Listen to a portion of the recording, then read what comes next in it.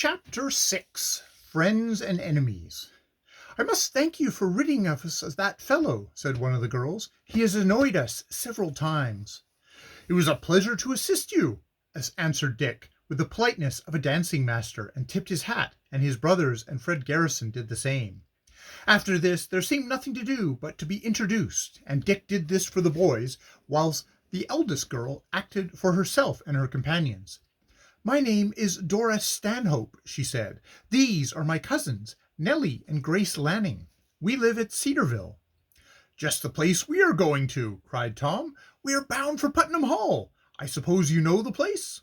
"We do, very well," answered Dora Stanhope. "It is less than a quarter mile away from our farm." "And it is quite near to our place, too," added Nellie Lanning. "Then perhaps we shall see more of each other," remarked Fred Garrison. "Perhaps, but isn't Captain Putnam rather strict about letting you boys out?" questioned Dora. "We don't know yet. We are newcomers." "Newcomers!" cried Nellie. "Then you don't know that fellow who was just here?" "No. Does he belong at Putnam Hall?" "Yes. I know nothing of him, however, further than I have seen him several times on the Hall road." Dick gave a low whistle. "Perhaps we've put our foot in it," remarked Sam in a low-toned hymn. "Never mind. We did what was right," answered Dick. "No fellow is justified in acting as Dan Baxter did." "That's right. Tell us something about Putnam Hall, won't you?" said Fred Garrison after a pause. At this the three girls laughed. "What should we know about that place?" asked Dora. "We have never been inside, excepting at one Christmas entertainment." "But you must see some of the fellows occasionally." "Not often," said Grace Lanning. "Captain Putnam does not allow his pupils to leave the grounds, excepting on special occasions. But Papa caught 3 of the pupils in our strawberry patch once." "He did? What happened to the fellow?" put in Tom with deep interest. "Father made them pick 12 quarts of berries for him for nothing, and didn't let them eat a single one." "Great Caesar! What a fine fellow your father must be." "Of course he is fine. The boys had no right to attempt stealing the berries. My father would have given them some for the asking." "But they wouldn't have been half as sweet as if they were hooked on the sly," said Tom wisely, and everybody laughed. "You ought to have a fine time at Putnam Hall," went on Dora to Dick. "I sometimes see the soldier boys marching, and once last summer I visited their encampment." "We're looking forward to a good time," was the answer, "and I trust we'll see you again," went on Dick, and Dora blushed prettily. The Golden Star was now approaching a little landing known as Hopedale, and all left their chairs to see the village, and people getting on and off. It was an engaging scene, and they did not return to the bow of the boat until 10 minutes later, after taking a walk completely around the steamer deck. In the bow a surprise awaited them. During their absence, Dan Baxter had appropriated 4 of their camp chairs and was stretched out on them, as if in sleep. "Oh, what cheek!" cried Tom. "Let us haul him off," suggested Sam. "All right, come on ahead," put in Fred. "Oh, please don't have another row with him," cried Dora in alarm. "Let him keep the seats. We can go somewhere else." "All right, let the pig sleep," said Dick. He felt tolerably certain that Dan Baxter was awake and heard him, but the bully made no sign. The party walked away, and the bully sneered softly to himself. They didn't dare tackle me," was what he thought in his conceit. "I'd like to meet one of them, I'd like to meet 'em one by one of 'em alone. I'd show 'em each a trick or two." At last Cedarville was reached, and the little steamer tied up at the dock, and the boys and the girls went ashore. Just before leaving, Dick took a look at Dan Baxter and saw that he was now sleeping in earnest. "I won't wake him," he thought. "If he's carried to the head of the lake, it would only serve him right."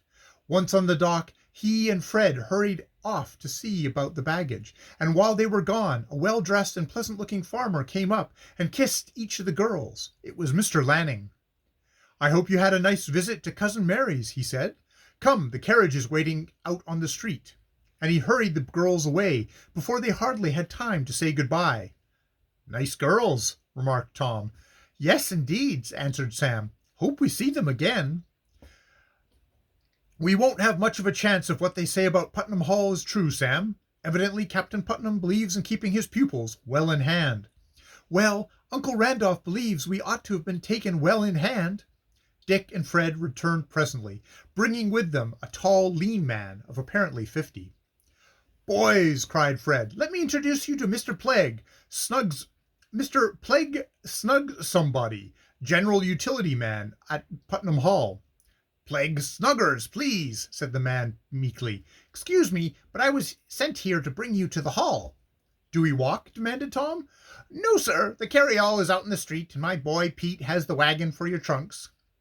"The trunks are already in the wagon," said Dick. "Come on ahead." "How many of you, please?" went on Plague Snuggers. "There's only one of me, thank you," answered Tom meekly. "Don't joke so early in the term, please," said the utility man pleadingly. "Goodness knows I'll get more than my share between now and Christmas, I mean. How many it in the party?" "5 of us, Mr. Sluggergrub." "Snuggers, please. Plague Snuggers. It's an easy name to remember when you get the swing of it, sir." To be sure, smugglers. Yes, there are exactly 5 of us." And Tom winked at his companions. "That's all right. The captain said to bring 5. Where is the other?" "What other?" "The other boy. I only see 4 of you." "You asked me how many there were in the party, Mr. Snugbug." "Yes, sir, and you said 5. 4 of us, and only 1 of you. Isn't that 5, or do they have a different kind of arithmetic at Putnam Hall from what I've been studying?" "Don't joke. Please don't joke, Mr. Rover. Please don't. I was to bring 5 boys." The utility man drew a slip of paper from his pocket. 4 new boys, Richard, Samuel, and Thomas Rover, and Frederick Garrison, and Corporal Daniel Baxter.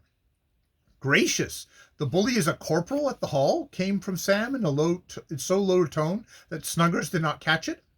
"The corporal isn't present," said Fred, gazing around absently. "So he isn't. He must have missed the boat. Come along, please," said Plague Snuggers, and led the way to where a large and extra heavy carryall stood. A splendid team of iron greys was attached to the carriage, and Dick, who loved good horseflesh, could not help but admire the animals. "Oh, they are fine, Master Richard," said Snuggers. "Nothing finer on the lake shore. Captain Putnam's one recreation is to drive behind a fast team." "Is it?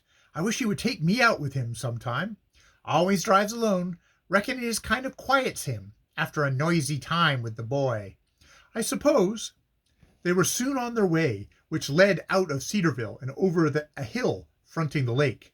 "By the way, do you know where the farms belonging to Mr. Stanhope and Mr. Lanning are located?" asked Tom when they were well out of the village. "Mr. Stanhope, sir? There isn't any Mr. Stanhope. He died 2 years ago. The place you see over yonder is Mrs. Stanhope's farm." "She has a daughter, Dora?" "Yes." Plague Snuggers paused for a moment. They say the widder thinks of marrying again." "Is that so?" put in Dick, and he wondered if Dora would be pleased with her stepfather. "So that is the place?" "Yes, sir. 250 acres and the fittest dairy in these parts.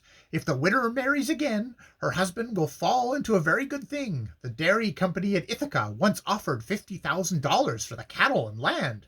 "Gracious!" came from Tom. "We've been chumming with an heiress. Are the Lannings rich too?" "Very well to do. That is their place that side of the road. Here's where we turn off to get to the hall. Captain Putnam has this road made when the hall was first built." The road was one of cracked stone, as smooth as a huge iron roller could make it. They bowled along at a rapid rate, under the wide spreading branches of 2 rows of stately maples. They were close to the lake, and occasional glimpses of water could be caught through the tree branches. "It is certainly a splendid locality for a boarding academy," was Dick's comment. "My, what pure air! Enough to make a sick boy strong. Do you have much sickness at the hall?" "Very little, sir. The captain does not let a cast of sickness stand, but calls in Dr. Friendly at once." "That is where he is level-headed," said Fred. "My father said I was to call for a doctor the minute I felt at all sick." They were now approaching Putnam Hall, but there was still another turn to make. As they swept around this, they came upon a tramp, half asleep under a tree. The tramp roused up at the sound of the carriage wheels, and looked first at the driver of the carryall, and then at the 4 boys. "Phew!" he ejaculated. and lost no time in diving out of sight into some bushes back of the row of maples. "Hullo! What was that?" cried Sam. "A tramp, I reckon," answered the utility man. "We are bothered a good deal with them." "Begging at the hall for leftovers?" "Exactly. The captain is too kind-hearted. He ought to drive 'em all away," answered Plague Snuggers, and then the carryall passed on. When it was gone, and the wagon with the trunks had followed, the tramp came out of the brush and gazed after both turnouts. "Say, Buddy Gick, but that was a narrow escape," he muttered to himself. "What brought them young gents to this neighborhood? Can't be possible to have tracked me, and so quick." He hesitated. "I think I had better give this neighborhood the go-by," and he dove into the brush again. He was the rascal who had stolen Dick's timepiece. End of chapter 6.